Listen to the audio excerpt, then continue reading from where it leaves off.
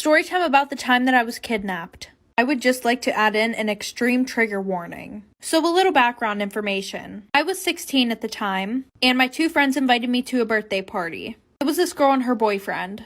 They said that it was in the south side and not a lot of people were going to be there. So we go to the guy's house who's throwing the party, and nobody's there except for him. And at first he was being really nice. I asked where everybody was and they were like, oh, they're gonna show up later. While my friends were sitting on the couch, they start making out for like an hour straight. And this guy, who we're gonna call Jeremy, he keeps going in and out of the front door. Well, my friends asked the guy if they could go to the bathroom, and he goes, yeah, it's just around back. And at this point, they are gone for an hour. So now I'm super freaked out and I'm thinking of all the ways that I could possibly get out of this house. So I ask if I can use the bathroom. So he leads me to the backyard, which is through this alleyway, and it's pretty much fenced in by like brick buildings. So when we're back there, I'm like, where's the bathroom? And he points down to a bucket, like for part 2. Part 2 about the time that I was kidnapped. So like I said, he leads me to the backyard. When I ask where the bathroom is, he points at a bucket sitting in the middle of the yard. So I'm about to do my business and he's literally staring at me. And I'm like, can you not watch me? And he turns around, but he's still literally standing there. So at this point, I had a plan that whenever we got out of that alley, I was just going to start running. Well, that didn't go according to plan. Because as soon as we got out of the alleyway, he grabs me by my hair and drags me into the house. So right now, I'm super scared. I'm thinking, where the hell are my friends at? Well, then he says, we're going to play a game. So at this point, I'm just going along with everything because I want to make it out of this alive. So he puts a screwdriver in this lock in the front door. And then he makes me turn around and count to 15 and then turn back around. When I turned back around, he was standing there naked with a pair of leather gloves on. And at this point, I'm thinking that my friend set me up. Anyways, he punches me in the face, knocking me out cold. I woke up later to him choking me while I'm laying on the floor, like for part 3. Part 3 about the time that I was kidnapped. So like I said, he had punched me in the face, knocking me out cold, and when I woke up, he was choking me while I was laying on the floor. And he says, you're gonna do whatever I say or I'm gonna kill you. And just to prove it to you, he starts choking me in this weird way where I literally am coming in and out of consciousness. Apparently, if you choke somebody a certain way, they can literally pass out. So I said, I'll do whatever he said, and that's whenever he forced me to take off all my clothes. For the next 5 days, I had been sexually assaulted repeatedly and had no food or water. One minute he would be completely fine and then the next he would act like a psycho. He would be like, nobody loves me, I'm the spawn of Satan, I'm Satan's child. Just a lot of off-the-wall shit. So I started using reverse psychology on him. He said my own mother doesn't love me, and I was like, well, I love you. Fast forward, the 5th day was the worst day. He was constantly beating me. He had thrown me on the floor. I was begging for food. I still had no clothes on. You will never guess what he did next, like for part 4. Part 4 about the time that I had been kidnapped. So like I said, 5th day the worst. I'm begging for food. He's beating me constantly. So he made me sit on the couch next to him and he opens a can of cat food. I was so hungry at this point, it did not matter what it was. Well, he went into one of his episodes and he threw a space heater at my head. I woke up and I was laying on my back on the ground and I could barely open my eyes. They were like swollen shut. I could see a little bit and when I looked down, I saw that both of my hands had been broken completely. Like every single bone. Well, my parents, who had been on drugs at the time, never bothered to look for me for those few days. Well, that morning, apparently, my mom had this weird gut feeling that they needed to find me. So she told my dad, we need to find Christina.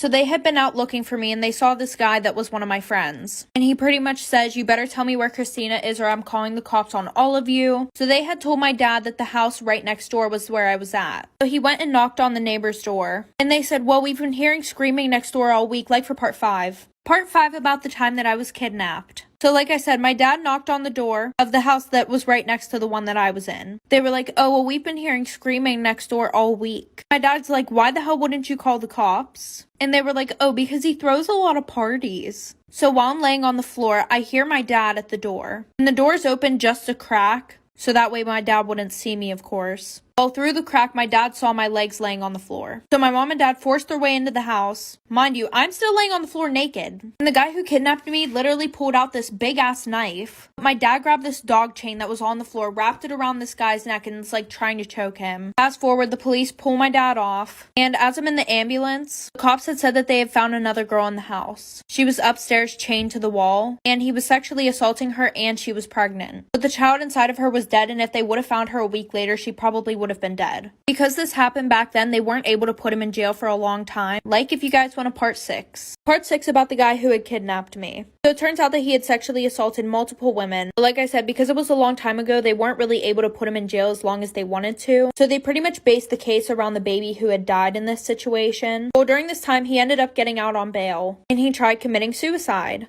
He shot himself in the stomach, but he still lived. And after that, he ended up doing a little more than 20 years. A lot of the women that he had assaulted still didn't get their justice. And I had tried looking for the girl who was there in the house, but nobody could find her. Well, I want to say in 2006, I was in a thrift store with my husband, and as I was going in, I saw him walking out. And I literally was so scared, like, just looking at him literally, like, paralyzed me. And he looked back at me like he knew exactly who I was. So I told my husband that we had to hurry up and get out of there, and after that, I never saw him again.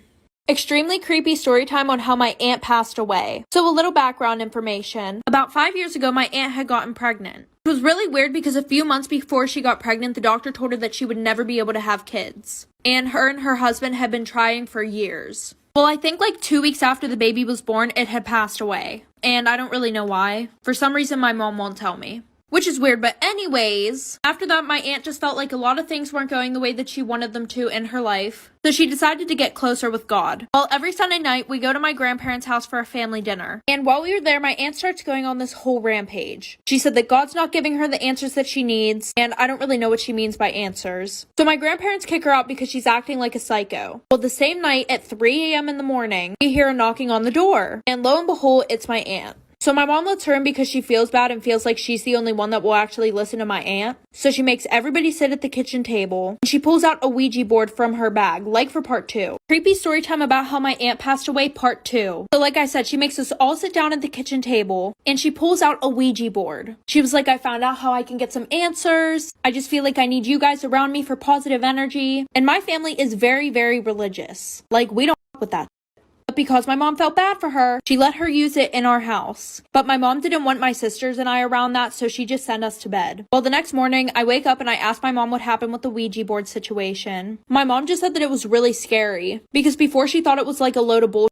And she said that her and my dad didn't touch the Ouija board because, like I said, they were very religious and did not mess with that stuff. But apparently, it said for her not to buy a house with the numbers 2815. Well, 2 years later, my aunt got remarried, and her husband ended up having 2 kids. So they bought a new house, and no, it didn't have the numbers on it. One of their kids accidentally shattered the glass door, so they went and got a new one, and it came with those exact numbers on it. 2 days later, the house burnt down and nobody survived. Storytime about the 2-year-old boy who lost his life at the Pittsburgh Zoo. On a Sunday morning, a mother decided that she was going to take her son to the zoo. Everything was going good until they had gotten to the wild African dog exhibit. I'm going to insert a picture of what it looks like right here. On both sides of the exhibit, there was plexiglass. But looking straight out into the exhibit, there was no glass. They also had a roughly 4.5-foot railing there. Well, as most parents do whenever they take their children to the zoo, they pick them up so that way they can get a better look at the animals. Well, this mom had an idea of standing her child up onto the railing, get a better look at the dogs. Now, me personally, I have been to that zoo before. There are many signs saying not to lean over or set your child onto the railing. Well, in an instant, her child had lunged forward, and she had accidentally let go of him. At 11:45, her child had dropped 10 feet down into the dog enclosure. A few seconds later, the people around her had went to get employees. But by that time, the dogs had already gotten to the 2-year-old boy. Like for part 2. Part 2 about the 2-year-old boy who lost his life at the Pittsburgh Zoo. So like I said, she had dropped her child into the exhibit, and by that time the dogs already got to him. As soon as this happened, visitors went and told the employees. Shortly after, zookeepers were able to call off several of the dogs, and they had immediately went back into the building. 3 more were eventually drawn from the child, but the last dog was very aggressive and the police had to shoot the animal. The father soon arrived at the scene, and after the mother and father were taken to the hospital for immediate trauma therapy. Since the exhibit opened in 2006, USDA had conducted over 35 inspections on that exhibit, and none of those times did they decide that it was unsafe. And this situation happened in 2012. Parents decided to sue the zoo in May of 2013. In court, the mother had argued that the zoo had failed miserably to prevent the attack. And this is what the zoo said. This was caused because of the mother's negligence and carelessness. I'm going to tell you guys my opinion real quick. I think it's the mother's fault. What do you guys think? Story time about why I made my boyfriend stop being friends with his girl best friend. So a little background information. I was in my sophomore year of high school, and my boyfriend and I had been dating for about 6 months. And he had been best friends with this girl, we're gonna call her Addie, for about 3 years. Now, I had known Addie way before that, probably since we were in kindergarten. But her and I weren't like BFFs, we were more of acquaintances. But obviously we became friends because she was always around my boyfriend. A month after him and I started dating, I decided that we had to set boundaries for their friendship. Because they had first period together, right? Well, every morning at 9:45, I would go on Snapchat and I would see a picture of them. And it would be her kissing him on the cheek. Not only would it be on her story, but it would also be on his. And I had her on Snapchat before that. She had never done that, ever. So he said that he had talked to Addie about it, right? And things were good for the next 2 months. Then they were forced to work together on a project. Like for part 2. Part 2 about why I made my boyfriend stop being friends with his girl best friend. So like I said, they had been forced to work together on a school project. At least that's what he told me. So I brushed it off because I was not about to seem like the jealous girlfriend. Well, the next day, him and I were supposed to go out to the movies. So I texted him right before we were about to leave, and I said, "Hey, are you on your way to get me?" He goes, "OMG, no, I'm sorry, I forgot. I have to work with Addie on this project. She's about to come over my house." So at this point, I'm like really pissed off. So I text him and I say, "I thought you guys had a whole week to work on this project. Why does it have to be tonight?" Addie knew that him and I were supposed to go to the movies that night also. He said, "We just want to get it done really quickly so that way I can spend the rest of the week with you." And she's snapping me the whole time that she's at his house. Off of his phone. So at around 1:30 a.m., I get a Snapchat from her on his account, and she's laying on his chest. Like for part 3. Part 3 about why I made my boyfriend stop being friends with his girl best friend. So like I said, she snaps me at 1:30 in the morning, a picture of her laying on his chest, and it's captioned, "Hey girlie, I hope you don't mind, but I have to spend the night at his house. He lost track of time working on our project, and it's way too late for him to take me home." So at this point, I'm furious, and I don't snap her back. So the next morning, I call my boyfriend. And I asked him, "Hey, is Addie still there?" So he says yeah, and then I ask him to put me on speakerphone. So when he does, I say hi to Addie. She goes, "OMG, hey girl, how are you?" And that's when I pretty much go off on this. I tell him that while he was asleep, she was sending me pictures of her laying on top of him, off of his Snapchat, and that she was sending those type of pictures to multiple people on his Snapchat, because my best friend had texted me that morning, saying that she thought that we broke up because Addie was sending her pictures of her laying on top of him. So I tell him, pick, me or her. And she starts crying. After a minute of silence, he hangs up the phone and then blocks me. Good luck to the next girl. Story time about how I walked in on my fiance and another man. So a little background information. My fiance and I have been together for 4 years. And we started dating our junior year of high school. Well, we all went to Florida after we finally got engaged. And he invited his best friend and I invited my best friend. And I always got vibes that he was like really touchy with his best friend and just like other guys. But I was definitely not one of those people who was about to tell my boyfriend how to act. During Truth or Dare or something, someone would dare him to kiss like a guy and he would just do it. And I didn't really get any off vibes from that because I just did not think that way. So like I said, we all invited our friends to Florida. Well, I think like the third night that we got there, we all decided to go to the club. And we were having a super good time. Like everybody was just doing their own thing. I was with my girls, we were hanging out, taking shots. My boyfriend and his best friend, they were doing body shots off of each other. But my boyfriend said that he had drank too much, so his best friend took him back to the hotel room. Y'all will not believe what happened next. Like for part 2. Part 2 about how I found my boyfriend and his best friend hooking up. So like I said, my boyfriend's best friend took him back to the hotel room. And I really wanted to spend time with him because we were only supposed to be there for like 3 days. So I decided I would go back to the hotel room early to go see him and make sure that he was okay. Well, I get to the hotel room and all the lights are off. It's very quiet and I think that everybody's sleeping. So I take my shoes off and I go to our room and nobody's in there. So I go to his best friend's room and when I open the door, I see him and his best friend laying on the bed naked, making out. I literally stood there in shock for like 2 minutes and they just like did not hear me, did not look over, did not see me or anything. Eventually, I literally was like, what the f? And they both look over and my boyfriend is literally, it's like he saw a ghost. So I leave the room, he gets dressed, he comes over to me and he starts talking to me. Like for part 3. Part 3 about me finding my boyfriend and his best friend hooking up. So like I said, after I catch my boyfriend and his best friend naked together in bed making out, he takes me into the living room to have a talk.